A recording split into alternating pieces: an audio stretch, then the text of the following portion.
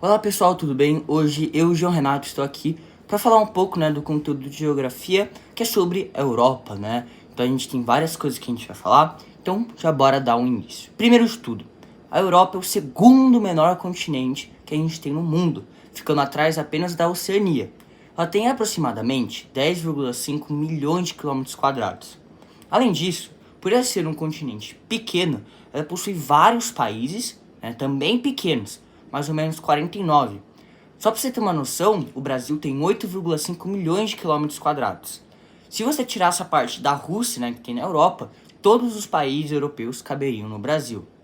Ok, então vamos dar agora algumas coisas sobre o território, certo? Então primeiro, os limites europeus.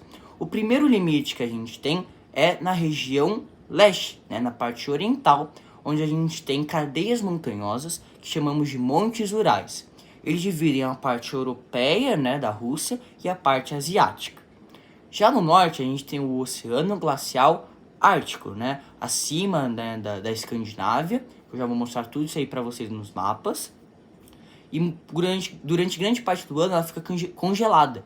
Então não dá muito para navegar e, consequentemente, não é muito utilizada economicamente. Já na região oeste, no ocidental, a gente tem o Oceano Atlântico, com águas quentes, também bastante utilizado comercialmente, economicamente. E por fim, no sul, a gente tem o Mar Mediterrâneo, que é muito importante por causa da economia entre a África e a Europa e também por causa da história que ele tem, certo? Bom, ok, então a gente falou um pouco sobre os limites europeus, mas agora a gente tem que falar sobre características do território, certo? Então, algumas características físicas. A primeira que a gente vai falar é sobre os mares, Então, temos vários mares na Europa. Eu vou falar de três muito importantes. O primeiro deles é o Mar Negro, certo? O Mar Negro, ele está sendo muito utilizado, especialmente agora na guerra entre Ucrânia e a Rússia, e ele é bastante importante economicamente. A gente tem o Mar do Norte, que ele também é bastante importante porque lá a gente tem o porto marítimo de Roterdã, que é o mais importante da Europa, então ele é muito importante para exportação de mercadorias, enfim.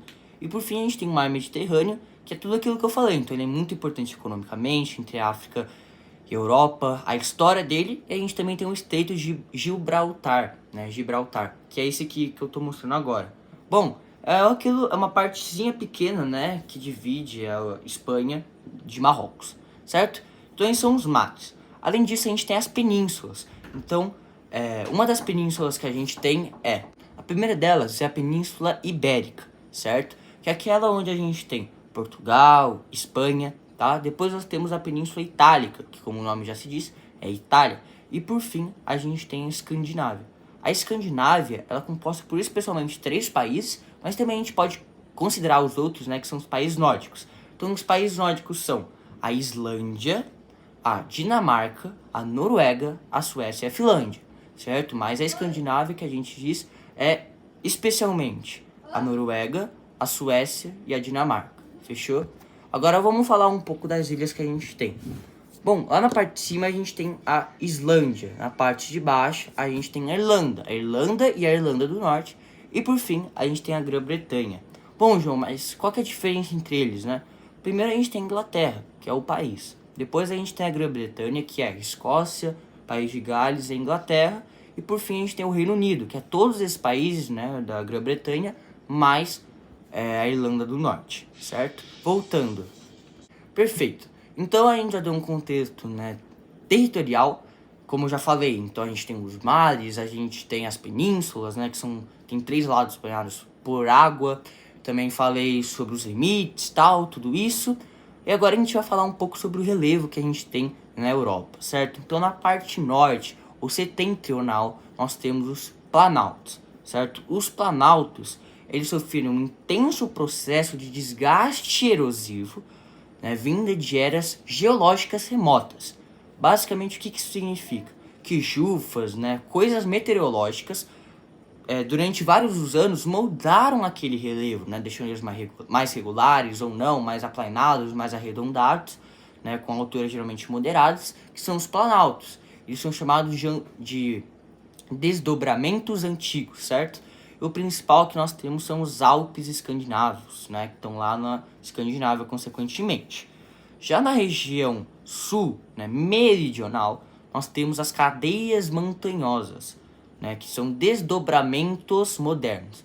O que isso significa? No caso da Europa, a placa tectônica africana avançou, né, sobre a placa europeia durante vários anos, né, milhares de anos, e assim levantou o terreno, levantou o relevo lá da Europa e criou essas grandes elevações que são as montanhas, as cadeias montanhosas. Muitas vezes tem coisas sísmicas, né, então terremotos, vulcões, né, mas é normal até, certo?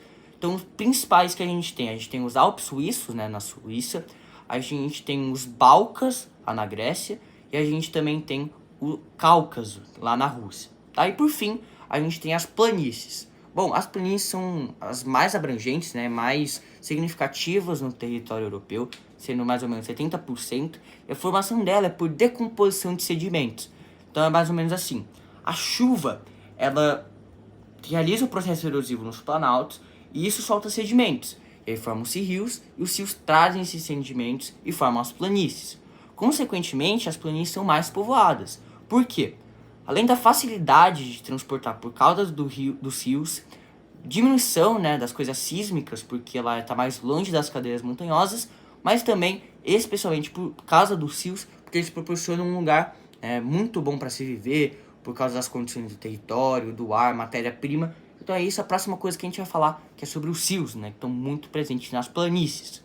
Na Europa, elas são utilizadas de várias formas. Então pode ser, por exemplo, para transporte, né, então economia, né, mercadorias, exportação, turismo, também para agricultura, para pecuária, para setor industrial, para energia e também para uso doméstico, então tomar ou também para poder lavar as roupas, enfim. No entanto, atualmente ele está sendo utilizado de forma muito abusiva, especialmente na agricultura, gerando uma grande poluição. Consequentemente, isso gera um aumento do custo da água e uma maior indisponibilidade dela, certo? Então, atualmente, a Europa, o que ela vem fazendo para tentar diminuir essas coisas? Campanhas, né, educação, conscientizar a população para tentar manter e cuidar, né, do meio ambiente, além de preservar e cuidar da mata ciliar, que fica em volta dos rios, né, que é muito importante para manter, né, eles bem, né, sem ser poluídos. Então agora eu vou falar um pouco mais diretamente de cada rio, né, aqui os importantes. O primeiro deles é o Tâmisa, que está lá na Grã-Bretanha. Por que ele é um rio muito importante? Porque ele foi o berço da primeira Revolução Industrial Britânica, né, por causa da grande quantidade de matéria-prima, solo bom, né, desenvolver a economia, fez com que cidades lá crescessem. Consequentemente, com a urbanização, gerou um grande êxodo rural, fez várias pessoas irem para lá, certo? Então é muito importante esse rio. No entanto, por esse mesmo motivo, ficou muito poluído, né? Então, atualmente, o que a Grã-Bretanha vem fazendo? Todo dia 2 barcos vão lá, pegam todo o lixo que eles acham, levam para o incinerador, eles queimam, geram energia e ainda tem mais tratamento de água para diminuir essa poluição, certo? A gente também tem o rio Sena, que é basicamente a mesma coisa que o rio Tâmisa, né? A única coisa que muda é que ele foi mais presente na segunda Revolução Industrial e também ele passa por mais cidades, né, muito importantes francesas, especialmente Paris. A gente também tem o rio Danúbio. Por que ele é muito importante? Porque ele é muito extenso. Então ele vai da região ocidental até a oriental e transporta muitas mercadorias. E por fim, a gente tem o mais importante, que é o rio Reno. O rio Reno, ele tem a nascente dele lá nos Alpes suíços, né, passa pela Suíça, passa pela Alemanha e ele desemboca na delta dos Países Baixos, certo? Só que lá a gente tem a principal coisa, né, mais importante desse rio, que é a importância socioeconômica dela. Então, além de tudo aquilo que eu falei, né, para turismo, agropecuária, industrial, energia doméstico, ele tem uma grande importância que é transportar mercadorias e produtos criadas nos mais importantes vales industriais da Europa até o mais importante porto, que é o porto de Roterdã, que eu falei, certo? Lá no Mar do Norte. Então esse rio, o Rio Reno, é muito importante. Então, vamos terminar agora falando dos climas, certo? Então, o primeiro clima que a gente tem é o clima temperado. Uma característica muito presente dele é que ele tem as 4 estações do ano bem definidas. E aí eles podem ser oceânicos, ou seja, eles são mais úmidos, por quê? Eles estão no litoral, então tem mais água em volta. Consequentemente, mais água evapora, assim mais condensa, e assim chove mais. Ou eles podem ser continentais, Então é menos úmido porque eles não têm o litoral, ou seja, tem menos água em volta, menos água evapora, menos condensa e assim uma menor quantidade de chuva, certo? Esse é o principal clima, né, o mais presente que a gente tem, só que a gente tem uma peculiaridade, especialmente lá na região da Grã-Bretanha, porque a gente tem a corrente quente do Golfo. Então do Golfo do México sai uma corrente marítima quente, atravessa o Atlântico e passa perto lá da ilha. Assim, o que acontece? Água quente. E aí, mais eles serem temperado oceânico, faz com que a água evapore muito, assim condense muito e gere ainda mais chuvas. E para terminar, a gente tem, né, a vegetação, que é a floresta temperada. E aí a gente tem uma coisa que a gente chama de caducifolha, né? É basicamente assim, as plantas, né, a folha que a gente tem da árvore, ela fica meio alaranjada, e no inverno elas caem, que é uma característica da vegetação, né, da floresta temperada. Só que ela foi muito desmatada por causa da urbanização, certo? Então isso também é outra coisa muito importante que a gente tem que dizer. Bom, depois disso a gente tem o clima semiárido, né, quase um deserto, então temperaturas muito altas, índices pluviométricos muito baixos. Ele está lá no sul da Rússia e a principal vegetação dela é o steppe, né, as herbáceas, então os cactos, tal, essas coisas, que é mais rasteira também, certo? Aí a gente tem o clima frio, né, e o polar também é muito frio. Os índices pluviométricos dependem, né, da época do ano, mas geralmente são baixos, né, então às vezes a temperatura é zero ou abaixo dela, certo? E a principal vegetação que a gente tem no frio são a taiga, né, as coníferas, os pinheiros, e no polar a gente tem as tundras, então são os musgos. Esses climas é muito presente na Escandinávia. Só que a gente tem o clima frio de montanha, que é basicamente igual, né? Pode ser frio ou polar, frio nas regiões mais baixas das montanhas e polar nas mais altas. Só que elas não estão nas Escandinávias, né? Que são os planaltos, apenas nas cadeias montanhosas, que voltando são os Alpes suíços, são os Balcãs e o Cáucaso, certo? Bom, fechou. Então, a gente falou aqui desses mais importantes, só que sobrou um que também é muito marcante, que é o Mediterrâneo, né? O clima mediterrâneo está muito presente na Península Ibérica, na Grécia, na Península Itálica, certo? Só que ele tem uma peculiaridade também. Aqui no Brasil, por exemplo, o verão é quente e úmido. Por quê? Mais quente, evapora mais, é mais úmido, tem mais chuva. E no inverno é o oposto, então é frio e seco. Só que lá na Europa é diferente no Mediterrâneo. Por quê? Do Saara sai uma massa de ar quente e seca e vai até a Europa, né? Um processo que a gente chama siroco. E aí essa massa muda como que funciona lá. Então lá na Europa é quente e seco, o verão. E o inverno é frio e úmido. Então muda bastante. E por conta disso, né, é muito bom na parte agrícola. Então azeitona, azeite, vinho, certo? E a gente tem também, né, a vegetação que a gente chama de arbustiva, né, os maquis e garrigues. E elas também foram muito desmatadas por causa dessas coisas agrícolas que eu falei. A floresta temperada e essa vegetação arbustiva foram bastante desmatadas. E por fim, né, a gente tem que falar uma coisa que são os climogramas. Os climogramas, né, eu vou botar aqui para vocês cada clima. Então, ó, esse aqui é o do clima temperado. Então ele é mais coerente. Por quê? Ele tem índices pluviométricos normais, né, com altas e baixas, temperaturas nem muito altas, nem muito baixas. Normal, um índice pluviométrico bom. Aí a gente tem aqui o clima frio, né, o polar, que as temperaturas são muito baixas, os índices pluviométricos estão tudo bem. A gente tem o semiárido, que é muito alto, né, a temperatura, índices pluviométricos muito baixos.